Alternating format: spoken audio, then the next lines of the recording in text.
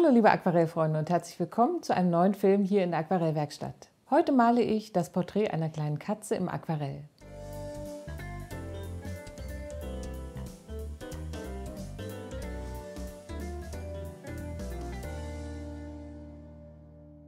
Ich werde beim heutigen Motiv wieder mit der kontrollierten Nass-in-Nass-Technik arbeiten und später die Details auch sehr genau ausarbeiten.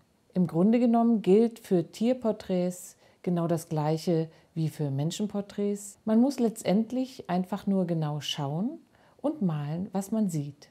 In diesem Sinne viel Spaß jetzt mit meinem kleinen Katzenmotiv. Als unsere Kinder noch klein waren, hatten wir über lange Jahre eine Katze. Mit der Flasche großgezogen war dieses Tier ein wirkliches Familienmitglied und von allen heiß geliebt. Heute also ein grau getigertes Kätzchen in Erinnerung an den unvergesslichen Findus. Die verwendeten Farben heute sind Cobalt Türkis Light, Payne's Grey, Cadmium Orange, Celine Blau von Winsor Newton, Ultramarin Feinst von Schminke, Alizarin von Winsor Newton, Lavender von Mielo, Titanweiß, Kobaltblau, Sienna gebrannt und Neutraltinte wieder von Winsor Newton. Ich arbeite auf Büttenpapier 300 Gramm Graphin von Arches und verwende den Rotmarderhaarpinsel von Da Vinci Nummer 12, den kleineren Rotmarderhaarpinsel Winsor Newton Serie 7 Nummer 7, einen Flachpinsel aus Kunststoff von Da Vinci Größe 8 und ganz wichtig die kleine Sprühflasche. Hier liegt schon meine Skizze und damit ich später nicht so viel Bleistiftstriche sichtbar habe, tupfe ich mit dem weichen Knetradiergummi den Graphit ein wenig weg. Das Referenzfoto des kleinen Kätzchens bekommen die UnterstützerInnen der Aquarellwerkstatt zusammen mit der Skizze wieder per Mail zugeschickt. Nun feuchte ich das Papier zunächst mit klarem Wasser an. Es ist wichtig, dass es überall gleichmäßig nass ist. Ich empfehle für diese Studie, gutes Büttenpapier zu nehmen. Wir wollen relativ lange nass in nass arbeiten und das Papier muss dafür lange feucht bleiben. Das geht am besten mit dem langfaserigen Baumwollbüttenpapier. Zunächst setze ich die hellen Farbtöne in das Fell. Mit lichter Ocker und ein wenig Lavendelblau setze ich verschiedene Mischungen dieser beiden Farben in die Ohren und das Fell auf der Stirn. Ihr seht, dass ich dabei das Papier ganz unterschiedlich bearbeite. Manche Striche werden sehr zart, nur mit der Pinselspitze ausgeführt und ab und an drücke ich den gesamten Pinselbauch in die Fläche. So erhalte ich schöne, unregelmäßige Strukturen und die Farbe vermischt sich auf dem Blatt ganz weich.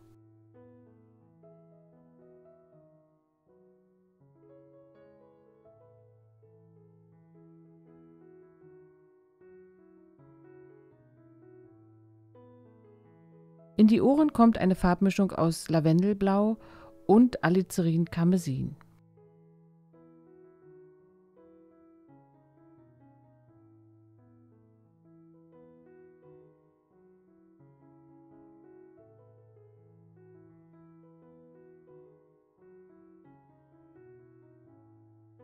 Auch den unteren Bereich der Schnauze male ich mit dieser Mischung. In diesem ersten Farbauftrag achte ich darauf, dass die Farben sehr leicht aufgetragen werden. Da das Papier sehr nass ist, muss ich die Mischung im Pinsel relativ trocken halten.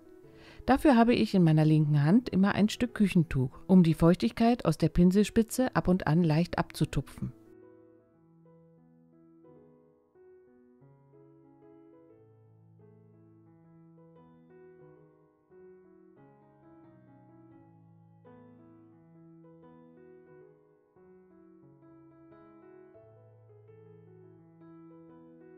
Nun intensiviere ich mit Pigment stärkeren Mischungen aus lichter Ocker, Sienna gebrannt und auch etwas Umbra gebrannt die dunkleren Stellen im Fell.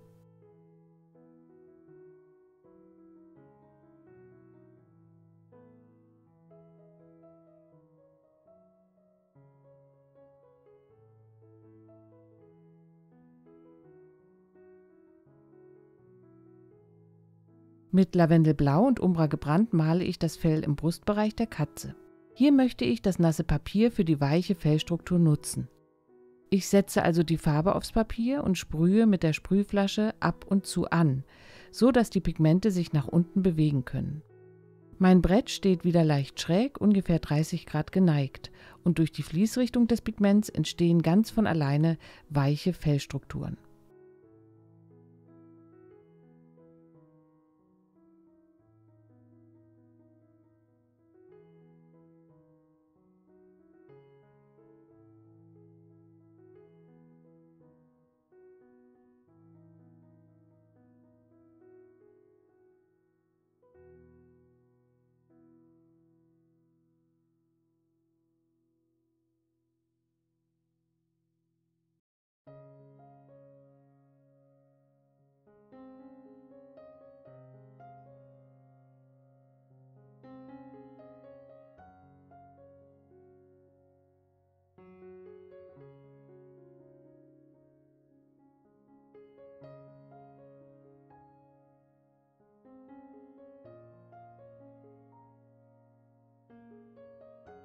Hier wird wieder gesprüht und das Blatt dabei einmal ganz steil gehalten, damit die Farbe gut nach unten fließen kann.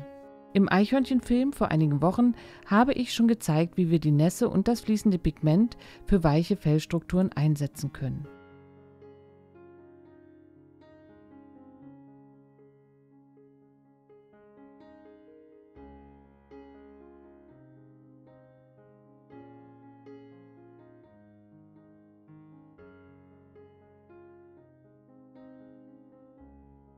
Nun ist das Blatt nach dem ersten Farbauftrag einmal komplett getrocknet und ich beginne, die Stellen, die ich weiter bearbeiten möchte, zunächst mit dem klaren Wasser anzufeuchten.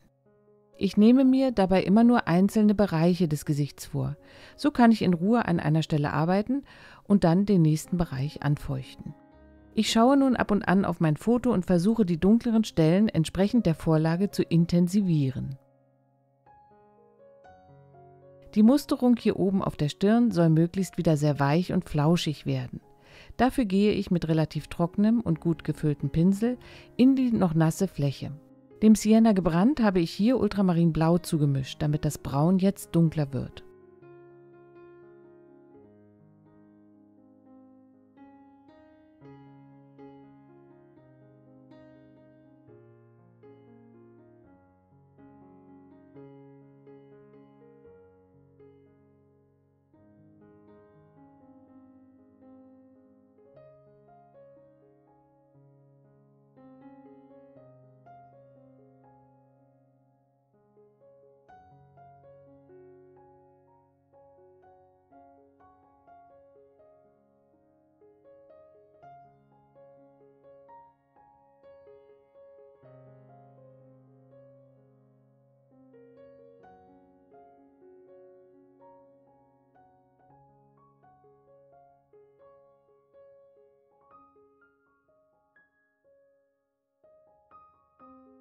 Auch hier sprühe ich wieder ein wenig an, so wird es noch ein bisschen weicher.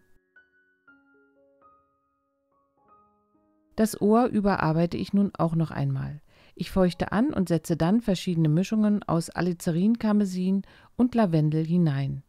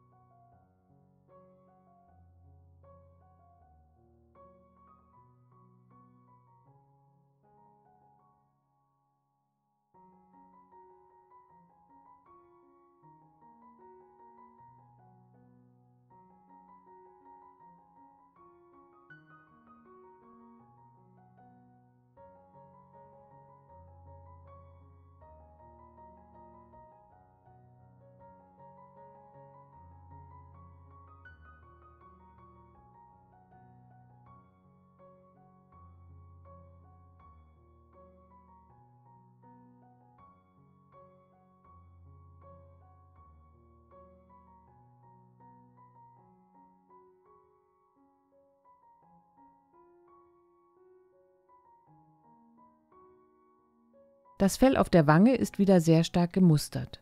Also feuchte ich auch diesen Bereich einmal an und setze dann zunächst einige Übergänge mit lichter Ocker und auch mit einem Blauton aus Xylin und Lavendelblau.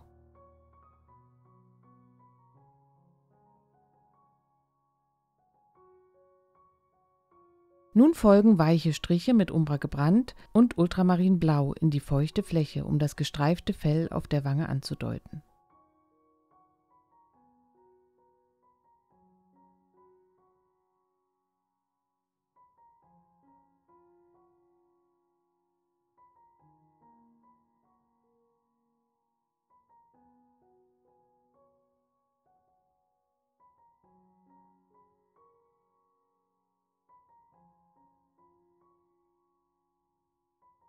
Im Übergang vom Auge zur Nase gibt es eine charakteristische Dunkelheit. Ich male sie hier mit einer Mischung aus Sienna gebrannt und Umbra gebrannt. Die Nase selbst wird jetzt mit lichter Ocker überarbeitet, bevor ich das Katzengesicht noch einmal trocknen lasse.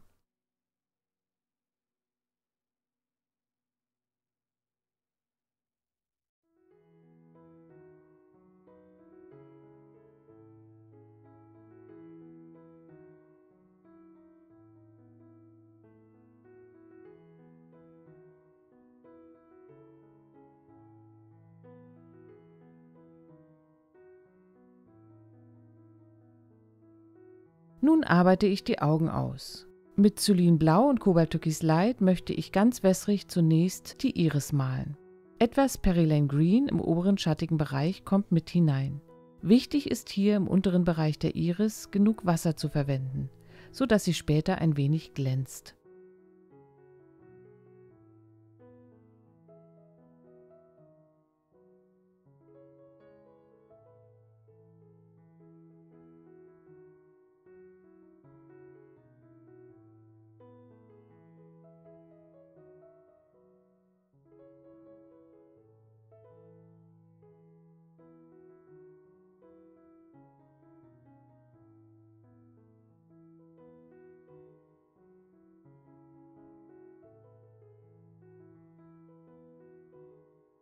Mit einem Violettton aus Ultramarinblau, Alizarin-Karmesin und ein wenig Sienna gebrannt male ich den inneren Bereich des Augenlids. Später dunkle ich hier mit Neutraltinte noch etwas nach.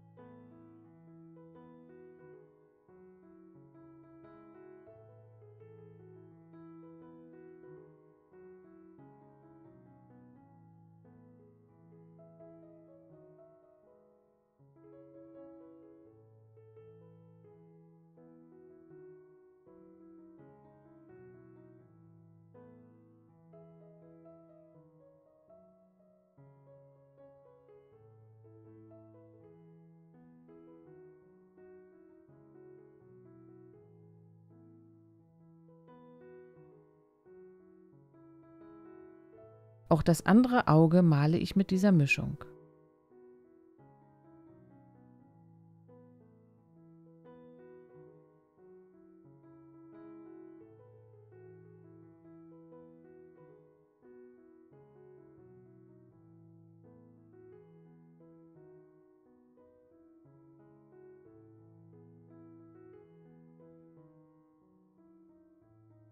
Mit Neutraltinte setze ich die Pupillen und löse die Ränder mit klarem Wasser ein wenig an.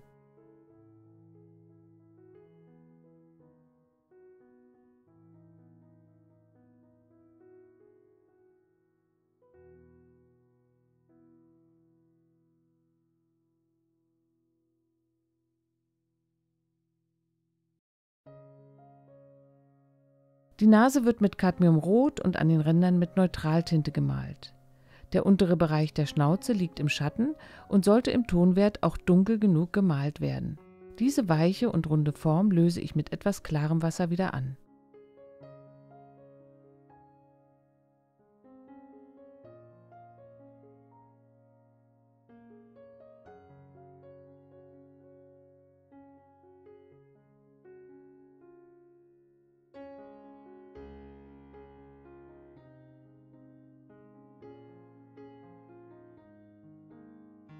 Mit einer kräftigen Mischung aus Payne's Grey und ein wenig Celine Blau male ich nun den Hintergrund. Hierbei möchte ich die linke Seite des Katzengesichts hell stehen lassen und fahre deshalb mit dem Pinsel eng an der Kontur entlang.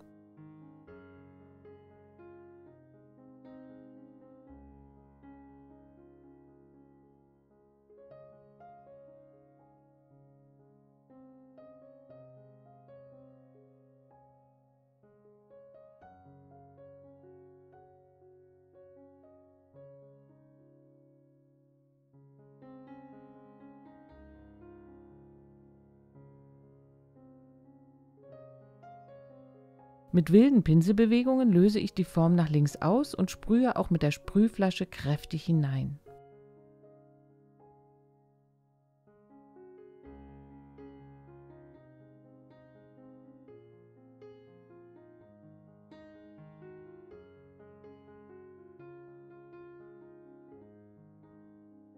Rechts im Fell des Kätzchens möchte ich den Blauton des Hintergrunds noch einmal aufgreifen.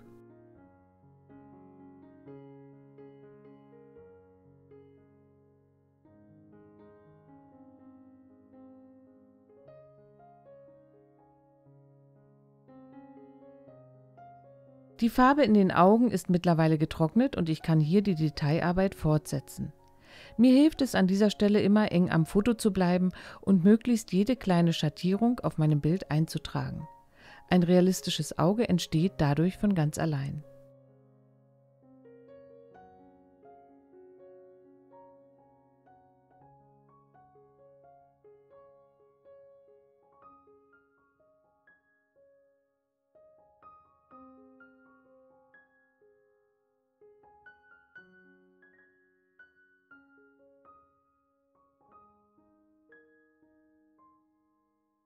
In der Nase gibt es noch einige Dunkelheiten und auch den Schatten unter der Schnauze intensiviere ich noch einmal.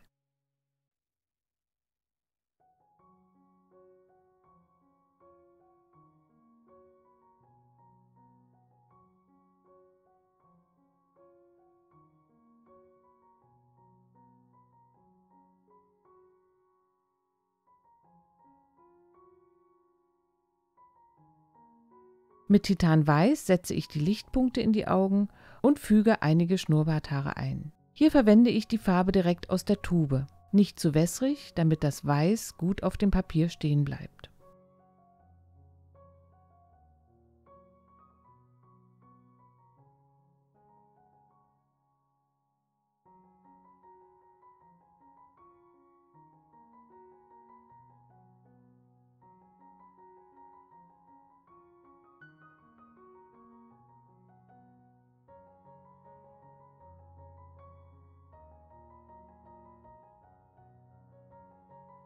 Hier rechts möchte ich das Fell noch ein wenig dunkler malen. Also feuchte ich die Fläche einmal an und arbeite mit kräftigen Mischungen aus Sienna und Umbra gebrannt wieder auf nassem Papier.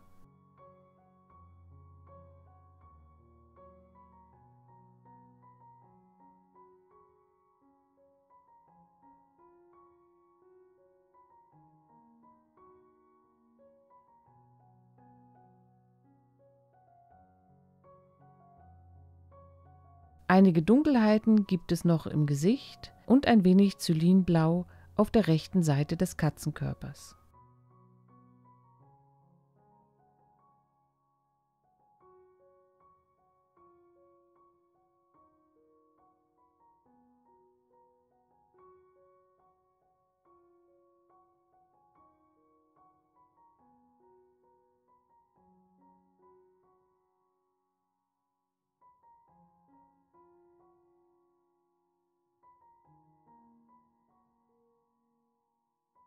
Einige bläuliche Schatten im Bereich der Augen sind meine letzten Details für heute.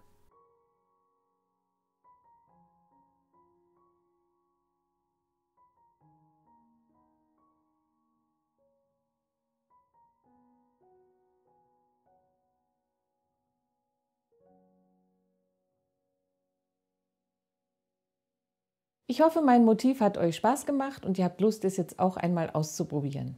Schreibt gerne unten in die Kommentare, wie es geklappt hat oder ob ihr euch noch mehr solche Tierporträts von mir wünscht. Am nächsten Dienstag geht es im Aquarellwerkstatt Live Online-Abend hier auf YouTube um 19 Uhr erstmal um dieses Blumenmotiv. Das ist ja ein Video aus dem vergangenen Jahr hier auf YouTube und wir wollen es am Dienstag noch einmal gemeinsam in aller Ruhe in circa 2 Stunden zusammen malen. Alle Unterstützerinnen der Aquarellwerkstatt bekommen einen Link rechtzeitig zugesandt und können sich dann live auf YouTube dazuschalten. Alle Infos zum Unterstützerbereich der Aquarellwerkstatt findet ihr wie immer unter dem Video verlinkt. Dort gibt es auch Infos zu meinen Materialien, Pinseln und Farben zum Beispiel. Ich freue mich, wenn viele mitmachen und sage Tschüss bis dahin oder bis zum nächsten Film hier auf YouTube. am Samstag in 14 Tagen.